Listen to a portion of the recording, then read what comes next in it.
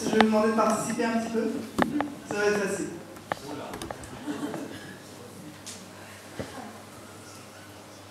La digue du cul en revenant de Nantes.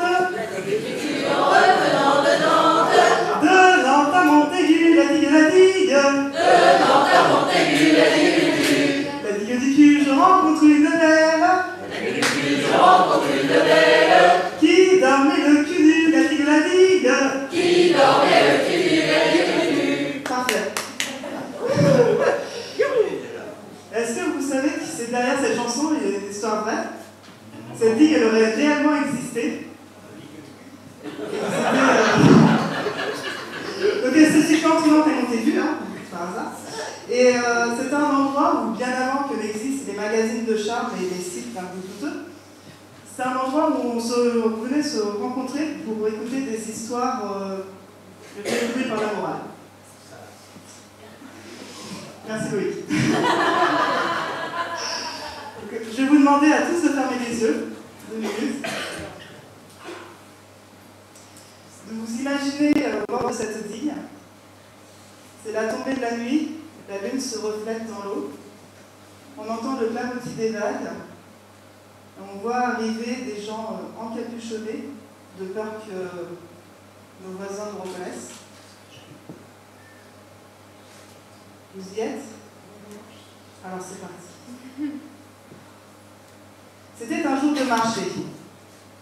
Jocelyne, enfin Jo comme on l'appelait au village, Jo était en train de regarder un tissu. Elle savait qu'une fois qu'elle en avait repéré un qui lui plaisait, elle n'avait qu'à aller voir son père ou un de ses frères et s'il te plaît. Et en un claquement de doigts, le tissu se transformait en une nouvelle robe qui venait remplir sa garde-robe déjà bien remplie. Et à ce moment-là, elle était en train de regarder un tissu dans les tons turquoise, quand elle a entendu un homme qui parlait du Dieu unique qu'il fallait servir à tout prix, qui nous accompagnait tout le long de notre vie. Alors, Jo, même si en apparence elle avait tout ce qu'elle voulait, un père et des frères qui la couvraient de cadeaux, et qu'en plus elle était très jolie, depuis la mort de sa mère, elle se sentait très seule.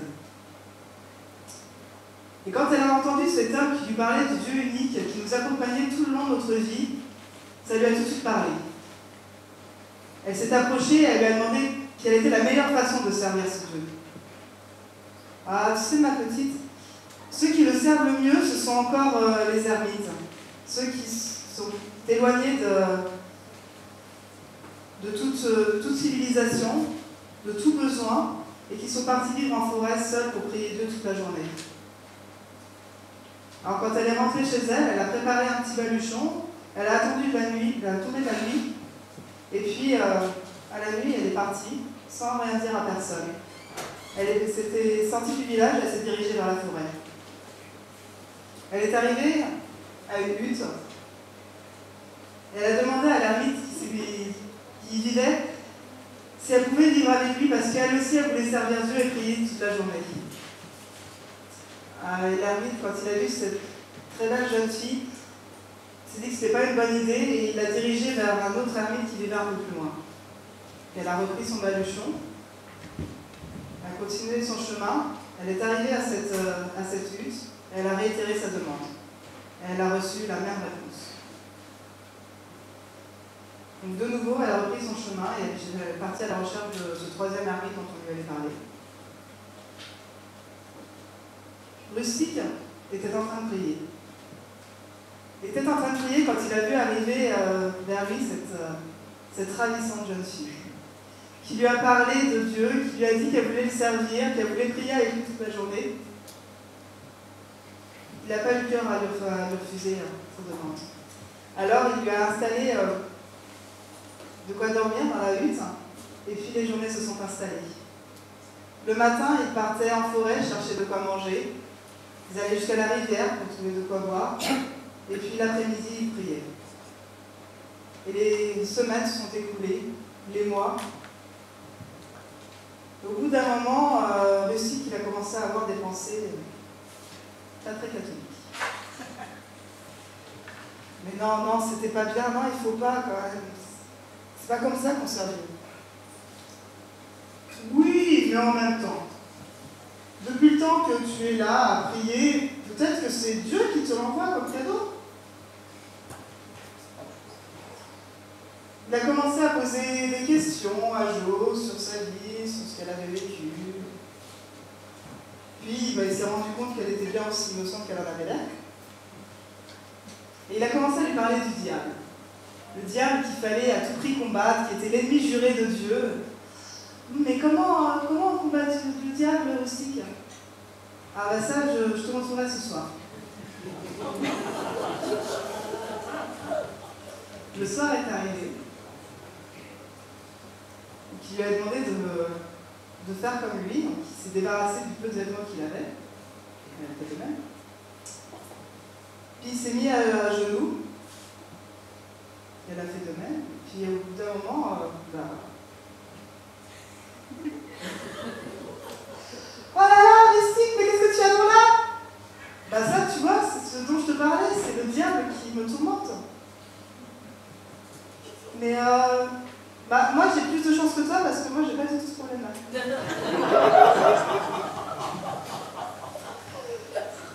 Effectivement, mais toi ce que tu as au même endroit, c'est ce qu'on appelle le enfer. Et je pense que c'est pour tout ça que Dieu t'a ramené jusqu'à moi. C'est pour que du coup, en fait, il va falloir remettre le diable. Il a demandé à Jo de s'allonger sur le dos et puis faire rentrer son diable dans l'enfer de Jo. Jo, elle n'a pas tout de suite trouvé ça très agréable. Elle avait l'air de dire qu'effectivement, le diable n'était pas très heureux d'être là, parce que vu la force qu'il était à vouloir en sortir, et puis comment ça lui faisait mal. Mais au bout d'un moment, elle fait qu'en fait, c'était une activité plutôt agréable, et que l'homme qu'elle avait rencontré au marché avait bien une raison de dire qu'il n'avait pas de plus grand plaisir au monde que de servir Dieu.